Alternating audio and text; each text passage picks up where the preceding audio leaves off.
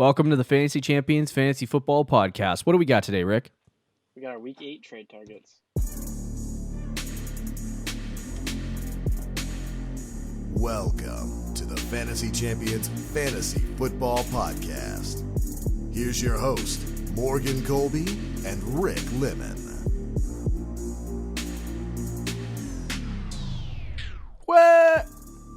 What's poppin'? My ears just popped when you did I was gonna go full old school.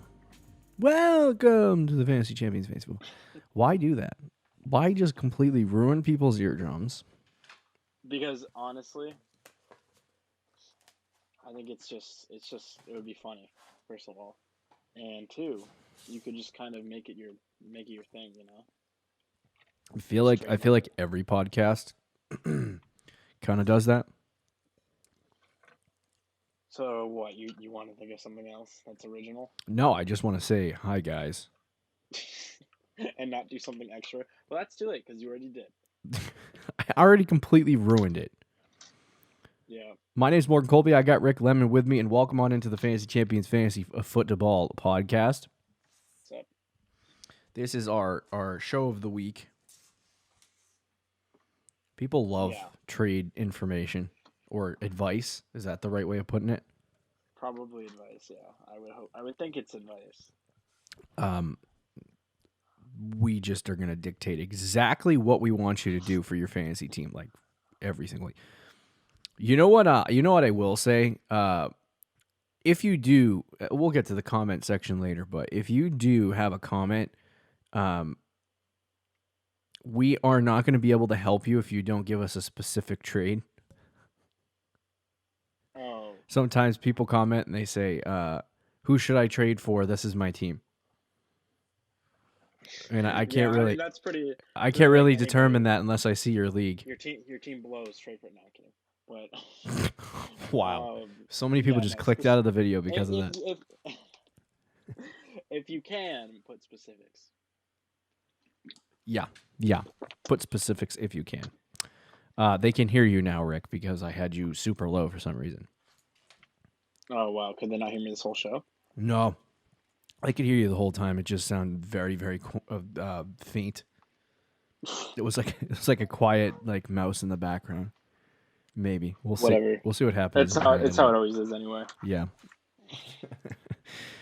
So yes, as I said, we're going to talk about trade targets today. We only got maybe 2 or 3 weeks left of trade targets, so it should be interesting. Yeah, we're running out of these shows. But before we jump into our trade targets, check out our website, thefantasychampions.com, thefantasychampions.com. Follow us on Twitter at the FFChamps, on Instagram at thefantasychampions. You can like us at facebook.com/thefantasychampions as well. If you're listening on Apple Podcasts, Spotify, Stitcher, or any other podcasting platform, be sure to smash that subscribe button, leave a review, and share this podcast with your friends. Also, if you're listening on YouTube, also subscribe there. 1,000 is the goal for the end of this season. If we can reach it, please share with your friends. Get as many people to subscribe to our podcast as humanly possible. Yeah, I mean, if you want to see this hair just all shaved off by the end of the year, that's what you got to do. It's simple, very simple. 1,000 subscribers. Click the bell somewhere on the screen for notifications. When we post a podcast, it'll be like, hey, stupid, the Fantasy Champions posted a podcast. You probably should do your research today about the week. And also like and comment down below. If you have any questions, as I referenced earlier, try to make them more detailed, if that makes any sense. Yes, and go follow our TikTok, too. Yeah, I never throw the TikTok in there. I never do. I'm just like, whatever, bro. So let's jump right into our trade targets for the week. I have this jacket on, and all you can hear is my zippers sliding across the table. That's totally not a distraction at all. I'm going to roll up my sleeves. That's what I'm going to do. That's right. How you know you mean business. Totally. So let's start. Let's start with our sells of the week. It's a pretty interesting list, more specifically because we completely attack the Cowboys for the entire episode. We do, yep. Which is rare coming from you. Yeah. Since you're Considering, pretty much a Cowboys fan, which is I disgusting. feel amazing this year because I have not watched a single Cowboys game. And your eyes have been blessed because of it. It's so even when Dak was playing, just garbage. I watch highlights and I'm like, oh gosh.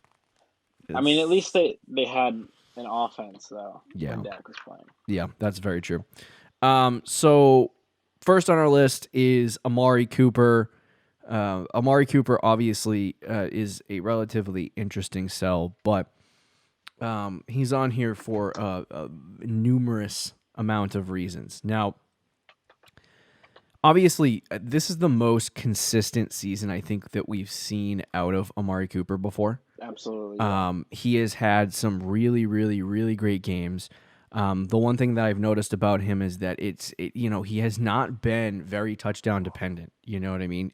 Usually, him as well as receivers that play the game like him are very, very touchdown dependent in that, I guess, that department. And so what he has been doing this year in terms of target share and in terms of yardage gives him a good base floor. He's only scored 2 touchdowns this year, but he's averaging roughly, I want to say, about 15 fantasy points a game in half PPR. Yep. So that's pretty good. He's only had one game where he completely busted. That was against the Giants when Dak got hurt. Obviously, that changes a lot of variables, but the rest of the time he's had relatively good performances. The problem is with Amari Cooper is that obviously this week they lost. I don't even know for how long, but they lost the Red Rifle Andy Dalton. Yeah. To a what was it? Concussion. It was a concussion. Okay. Yeah. All right, Did you not see the play? What'd you say? Did you not see the play? I still have not seen the play. Somebody told me not to watch it. Oh, it was he got absolutely rocked. Like his head went back, his helmet. Should I watch that because I watched the Dak highlight, or? There is no news on Andy Dalton as of right now. It just said he's in concussion protocol as of today. Okay. So it's more than likely that he's not going to play this week. But yeah, he's probably not going to play this week. If I had to guess, he's probably going to miss like a week or two. I don't think that he's not going to play at all. Like I don't think Andy Dalton's going to play the rest of the season, or that Amari Cooper's going to have quarterback problems for the rest of the season. I mean, obviously he is, regardless of whoever's starting at quarterback. Yeah. I think it's just a reality that over the last couple games we've seen Amari Cooper not at the end of a game. He I think it was against the Arizona Cardinals.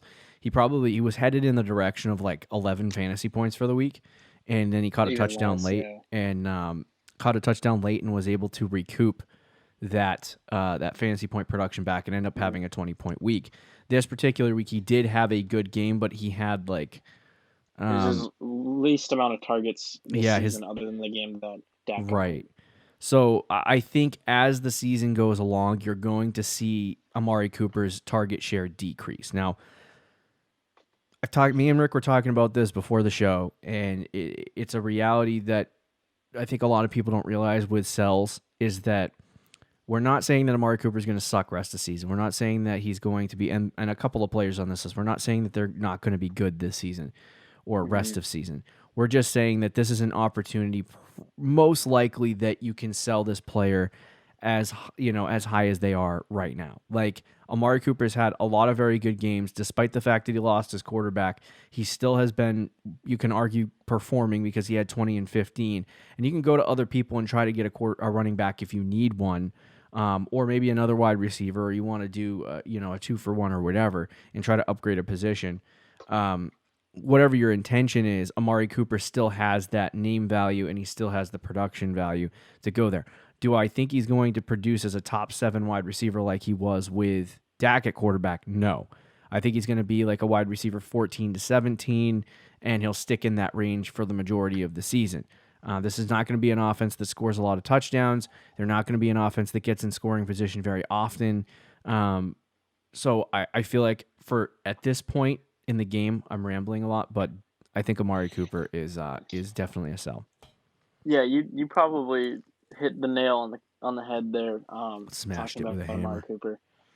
What is it? I smashed it with a hammer. Yeah, you pretty much made all the right points with Cooper.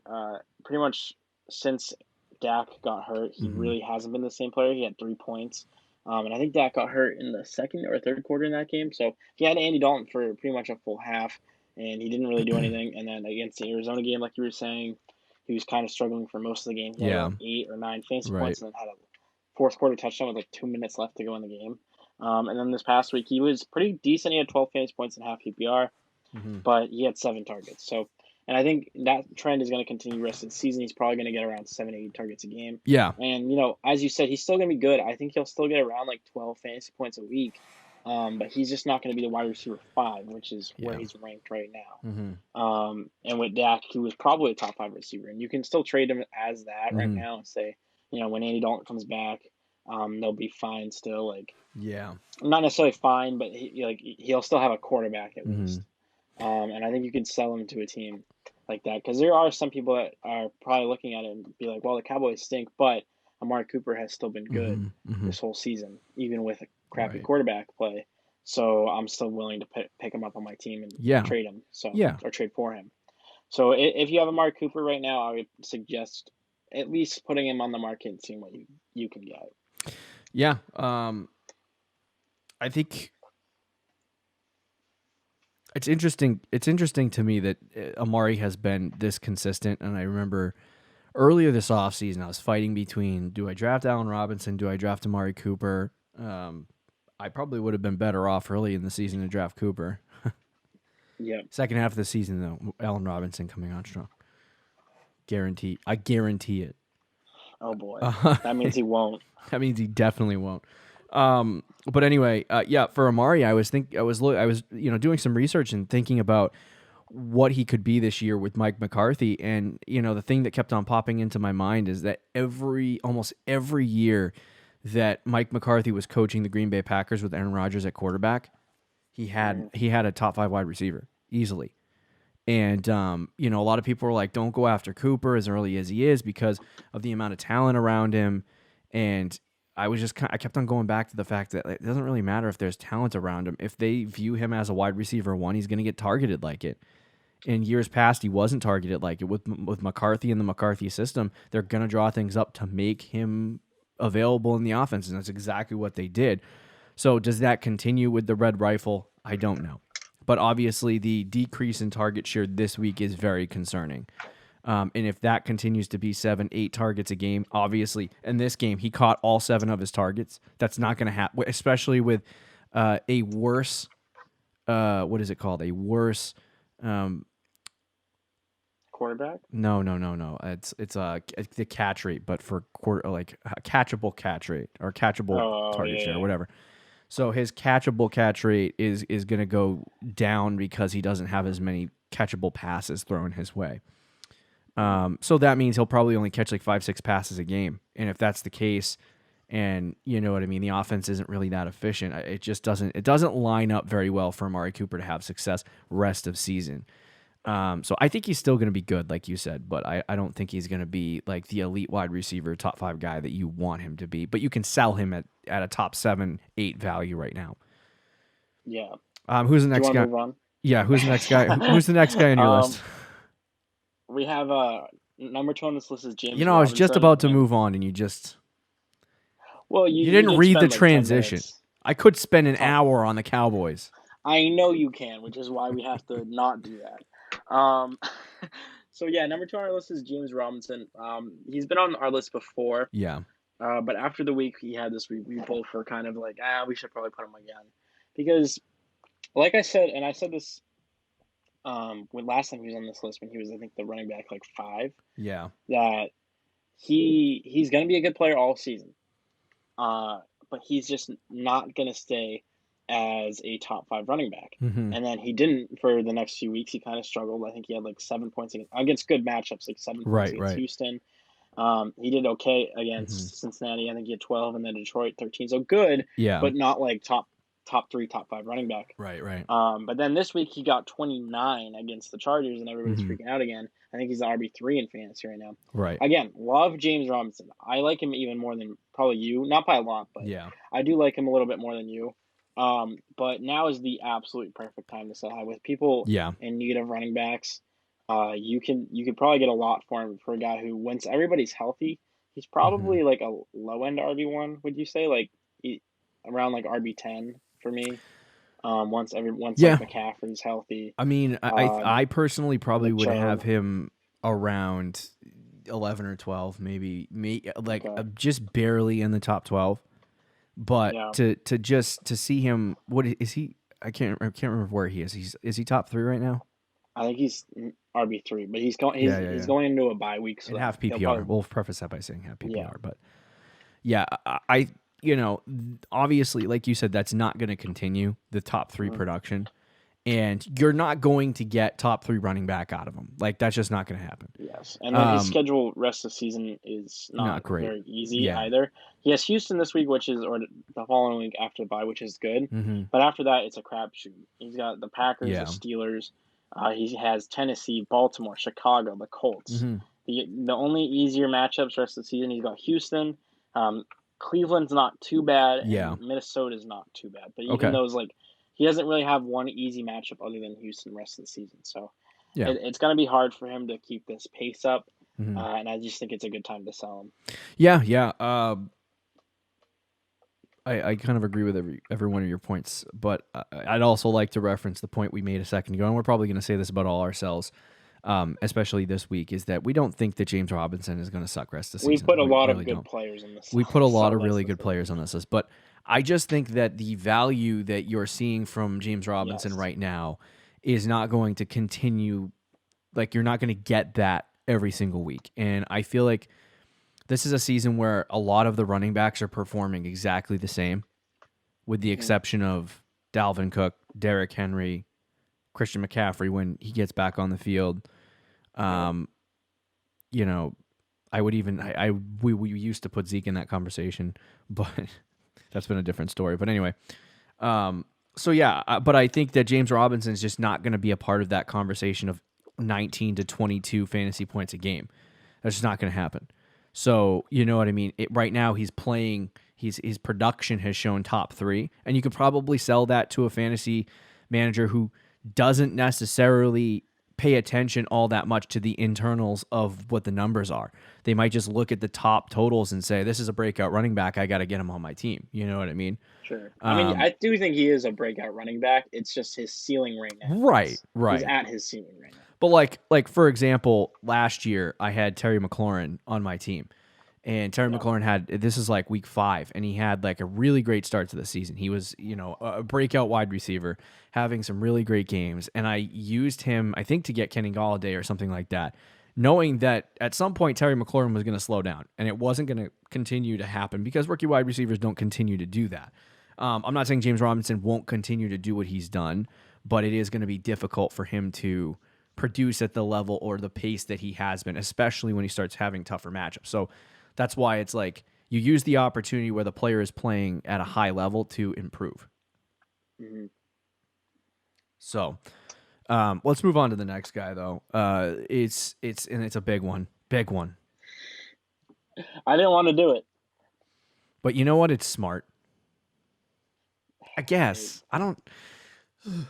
No, it is smart. This player teeters between buy and sell because it's so weird because he could be he could easily be either way. And the reason why he is a sell at this point is because I guess the offense, of the team he plays for. I'm playing like a coy game right now, but not saying who it is.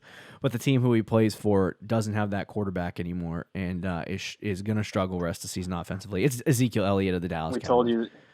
We told you the Cowboy slander was coming. Yeah, and so I think that there's a couple of problems. See, the problems that Zeke have might benefit Amari Cooper to the point where he could continue to be like a top 10 wide receiver rest of the season. Yeah. You know what I mean? But for Zeke, it's not beneficial for him. And the reason why I say this is because Dak was throwing it 40-something times a game. Yeah. Like 40-something times a game because they were getting killed. Their defense was awful. Still is. So they're going to be getting blown out in games, except they're going to be further behind. So they're not going to be able to get Zeke involved in the offense that much, in terms of rushing the football. He's going to get 6 to 7 targets a game at this point, like easily. Yep. But that's not enough for him to be able to. If he's getting 10 rushing attempts a game and he's only rushing for 4 yards a carry, he's getting 40 yards on the ground and 30 yards through the air, and maybe gets lucky and hits pay dirt. He's getting 12 to 15 fantasy points a game. Like the Zeke where you were getting, on a week-to-week basis, 20, 23, 24 fantasy points per game, that's gone. And I think Zeke, we were talking about, I think we talked about this yesterday, about how Zeke had this very high, like, my one problem, I own Zeke for like almost every season that I've played fantasy football, that Zeke has been in the NFL. I've had him like at least on one fantasy team every single year. And the thing that when I watch the Cowboys, the thing that I notice is that Zeke never scores touchdowns. This year he's on pace for 16. And I'm like, this is different. It's a different kind of, and I loved it. I loved the way they were using him in the offense. He just looked like the player that I wanted him to be last year and the year before, and he was scoring touchdowns, and it was great to see. But obviously Zeke was not, now is a lot less valuable because of the fact that he doesn't have that, touchdown upside and all of that other stuff. So he could be a buy low because I still think he's going to get 15-something fantasy points a game. He's still going to be a top 10 running back. Yeah, he's still easily a top 10 running back. He's probably even like a top 7 running back. But he's just not going to produce at top 3. Man. Yeah, I really don't know if I could be wrong, but like these last 2 weeks without Dak Prescott were very easy matchups on paper. Arizona and Washington. And he just was not good. He fumbled. Yeah. He wasn't getting a lot of carries, and even with the carries, he had 4.1 yards per carry and 3.8 yards per carry. He only had a good week against Arizona, and even then, it was 8 points, so it wasn't a good week. But he saved his week because he had 8 catches on 31 yards, and he still only had 8 fantasy points. Like he fumbled twice in that game, I think. But he's just been struggling without Dak, and I think it doesn't feel like it's going to change, which is the problem. It probably won't. Like, when you look at trends with players in fantasy, you have to think, can this change? Why is it trending like this? With Zeke, it's very, very obvious. It's right in front of you. It's the Dak Prescott thing. And that's not going to change because with Andy Dalton, he has still struggled. No matter who the quarterback is, they're going to struggle because of, like you said, it's just how the offense plays. And they're going to be forced to throw the ball a gazillion times. Now, he's going to have some weeks where, the Cowboys might actually play decent. They're not going to lose every game, even without Dak.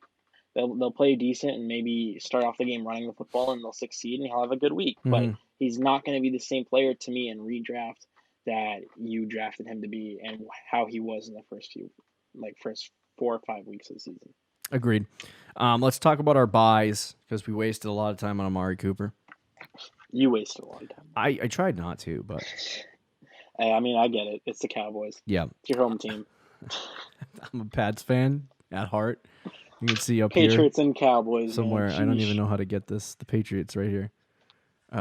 Huge Patriots fan, but anyway. Every other NFL fan base wants to kill you. The best part is both teams suck, so I just got fantasy football.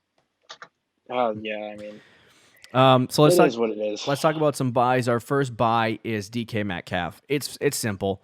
In fantasy football, you can buy players for, we're hitting this point in the season where there's a short amount of time left to the regular season, 6 weeks or so, and your trade deadline's coming up. And this is where you got to start thinking about rest of season schedules. You got to start thinking about who's going to have the easiest matchups for your run in the playoffs and, what that run is going to look like. Because if you just start packaging guys to get top players and then they end up all having a bad week in the championship, you're going to end up like me, like 5 years in a row. So, DK Metcalf is on this list because he's a perfect buy low option. Yes. You talk about those buy lows early in the season. DK Metcalf was coming off a very good set of games, very A.J. Brown-like as of late. But he had 3 points this past week on Monday Night Football, or was it Sunday Night Football? Monday night. Oh, maybe it was. I think it was Sunday night. 3 points. So he did not. Everyone was talking about him because he chased down Budda Baker and tackled him, but he did not have a good game. I was like, oh, when everyone was talking about DK, I was like, he had to have had a huge game. 3 No, fantasy that was Tyler points. Lockett. Did you see Tyler Lockett at 45 fantasy points? Yeah, ridiculous. So, and then the fact that, coupled with the fact that Antonio Brown did not go to Seattle, so that's a good thing. So that opens up DK. He's clearly at least the number 2 guy in the offense. He's been consistent on a week-to-week basis. The only thing I would caution you with buying a DK, I keep wanting to say Dak because never mind. Anyway, so but the thing I would caution you with Metcalf is just the fact that he averages like 5 catches a game. And he does get a lot of efficiency through the air, and he catches touchdowns, and that's what gets him his fantasy points, and that's what's made him real good. The problem is with Metcalf is that if he's not efficient with his 5 catches, he's going to have a very bad week. Yeah, but with the way that Seattle plays and with Russell Wilson at quarterback, if he gets 5 catches, it's going to be for like 100 yards. But yeah, no, Metcalf, he's probably my favorite buy on this list, actually. Yeah. Now, I don't know if you can necessarily buy him low because he's been great all season. He just had one bad week. But I think it is a good time to buy him off that bad week. He even had a touchdown that was taken away to win the game in overtime. That would have bumped up his stats. And you made a great point where they didn't sign Antonio Brown. They didn't sign Des Bryant. A lot of people were concerned about that. And now rest of the season, it's just going to be him and Tyler Lockett getting all of that work in that offense for receiving. Agreed. And with Russell Wilson at quarterback, who's probably going to win MVP, that's perfect. And the rest of the season schedule, it looks pretty good, especially in that playoff run. If you have like playoffs like week 11, he's got Arizona, Philly, the Giants, the Jets, Washington. I mean, that's a 4 or 5 a good game stretch of games. Yeah. And your biggest chance to make the playoffs or in the playoffs. The most important part of fantasy is that little section of the season. He's got a great schedule in there. So if you can get DK Metcalf on your roster, I would definitely try to do it. Agreed. Let's talk about the number 2 guy on our buy list is Antonio Gibson. There's two players that I've been looking at, and I'm not sure about the second one. As far as the Milo Sanders second half of the season breakout at running back, and that's Swift and Gibson. Yeah. And I think the guy who may have the best opportunity to do it, because the Lions are just completely incompetent when it comes to running backs, is the Washington Redskins, or Washington football team. You didn't hear the word I just said. See, it's just force of habit for 15 years of my life watching in the NFL. I'm only 27, so I was like 12. Probably watched football earlier than that, but anyway. Yeah. So yeah, Gibson to me personally, I see him as like he's not getting the snap share. Like he's 45, 46, 47. You're waiting for them to give. He's been getting opportunities, like 13, 14 a game, but he's not been getting a huge snap percentage. And if he starts getting like 70 to 80% of the snaps in the second half of the season here after their bye week, post bye week, I don't know if they've had it already. I think it's this week. It's this week. But post bye week, maybe they look at Gibson as a guy where they're going to start, giving the ball more. That's what happened last year with Milo Sanders. They started giving Sanders the ball more in the second half of the year after the bye week. So that could be something that happens with Antonio Gibson. And if and when it does happen, I talk about fantasy point per opportunity all off season. You look at it for Antonio Gibson, he has 1 fantasy point per opportunity in PPR, 0.9 in half PPR. So he is a guy who is going to get you a ton of fantasy points on the ground and through the air in a lot of opportunities. And right now, I think this is the lowest point that you can buy him. I mean, he's still, I would have said buy him last week. You know what I mean? I've been trying to buy him for weeks. I know, and he's got 18. He's got 18 fantasy points this week, so it's going to be harder to buy him because the fantasy manager that has him is going to look at him and be like, "Oh man, I gotta keep Gibson. He's going to be real good." And I totally agree with you, bro. He had 18 fantasy points on 47% of the snaps. Yeah, with the Gibson though, you can probably, hopefully, convince the owner that he's just inconsistent because he's had 5 points, 11 points. 11, 27, 7, 18. So he's kind of been some good weeks, some bad weeks. Right. And you can convince that owner that low snap percentage and they're Washington, so they use multiple running backs. But yeah, no, I love Gibson. And what was so encouraging about this week for me was he wasn't involved in the passing game at all. Oh, he still got 18 points. Okay. He had 20 carries on 128 yards in touchdown. Okay. Like that is just that because his bread and butter has been his receiving work. Like everybody's saying, like he's pretty much a receiver. He's a great pass catching back. And this week he didn't even get involved in the passing game, and he still put up big numbers on the ground. He was fantastic running the football. And then going forward, rest of the season, and again at this point in the year, and what are we, week 8? You're looking for that rest of the season schedule. He's got the Giants, the Lions, the Bengals, the Cowboys, and then he's got 2 tough weeks against the Steelers and 49ers, and then he's got the Seahawks and Carolina. So he's got he's got 2 tough matchups, but overall pretty easy rest of the season schedule, especially the next few weeks. So you want to buy him now before he hits that easy schedule and probably consistently gets like 15 to 20 points. Yeah, I think he's going to be legit, and he's going to be a guy that ends up as a second or third round pick next year, easily. Yeah, after the second half of the season. They add a running back, right, of course. I mean, just making assuming no one goes there, making the prediction right now, knowing, how Ron Rivera likes to utilize the running back position and all of that. Yeah, it does show me that Antonio Gibson could have a Christian McCaffrey-like role at some point. Would love to see that. Rivera has been he's been talking about easing him into this situation, and I think, McKissick has blown. Barber has sucked, and the only good part of their running game has been Gibson. And I wasn't. You can quote me on this. I was not the biggest fan of Antonio Gibson when the season started, at least for this year, and he has proved me wrong several times. So I think he's going to be fantastic, and he's the type of player that you buy now and you can start in your flex on a week-to-week basis. Miles Sanders in the playoffs had like 32, 21, and 27 fantasy points over the course of the fantasy playoffs. And if that's something that Gibson starts doing, he's a league winner. It's you make the playoffs, you run with this guy for 3 straight weeks, and all of a sudden you have a league winner. You know what I mean? And like you're the fantasy champion because Antonio Gibson got you there. So I mean that's how high I'm on Gibson right now. Obviously, if things don't change and we're in like week 12. And he's still only getting 45 to 47% of the snaps every week, it's a little bit more concerning. But I think after this week, we're going to see a lot of what they plan on doing with Antonio Gibson, especially rest of the season here. Who's the last guy, Rick? It's your guy, Allen Robinson, who's been, he's been okay. He hasn't been great this year. But I know why you put him on the list, because going forward, his schedule gets pretty easy. I mean, this week he had to go up against Jalen Ramsey. It was kind of a tough matchup. Are you hating on my boy? He didn't get targeted a ton. He's like the wide receiver 14. What was it? He's like the wide receiver 14. Yeah, I mean, he's been good. He hasn't been like as good as I hoped. He's been exactly like where I ranked him, essentially. Yeah. But what's the good thing about Robinson this year is when he's bad, he's really not that bad.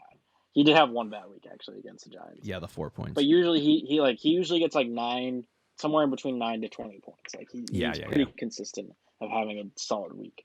But his schedule going forward is pretty easy against passing defenses. And especially his playoff schedule, it looks fantastic.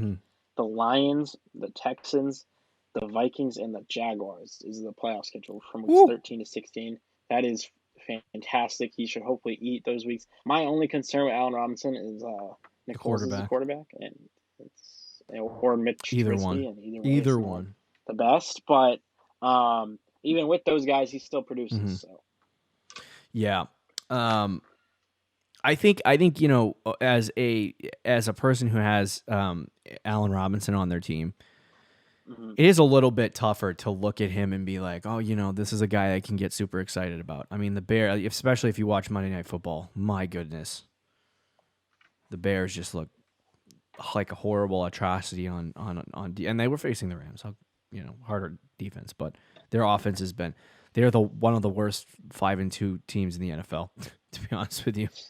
Their defense is ridiculous, but their offense just can't get the ball moving. But the biggest thing for Allen Robinson, obviously, he's going to only get you like 10 to 11 fantasy points without a touchdown. And so that is kind of his biggest caveat, is that he doesn't have, I mean, if that offense continues to be as bad as it is, I don't know how many offensive scores he's going to get.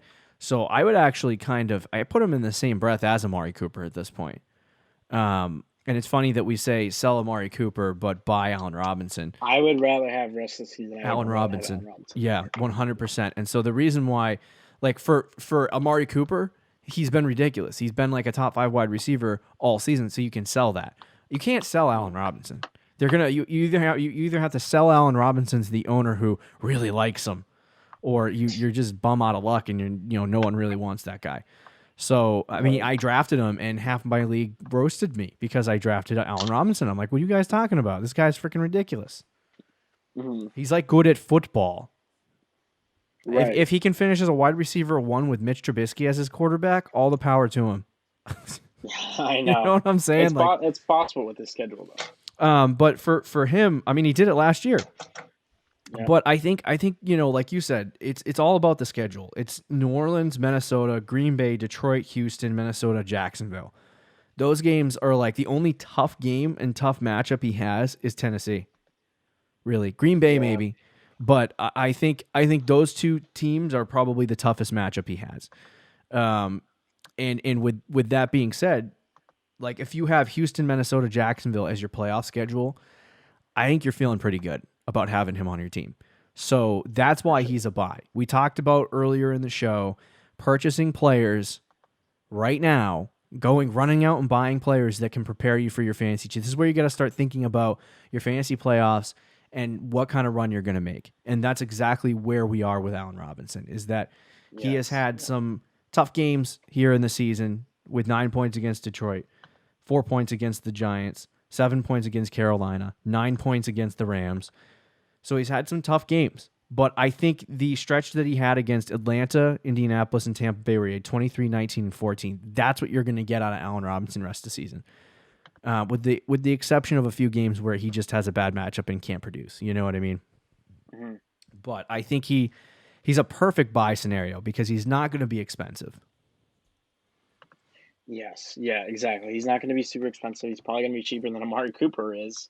And other receivers in his range. Yeah. And you could probably be like, well, with Nick Foles as his quarterback, I really don't know how much he's going to do the rest of the season. And the owner who has him probably has kind of in that same mindset where he's like, he's good, but he's not great. Where you could probably sell him. But at that end of the season, when it matters the most, he can probably be a wide receiver 1.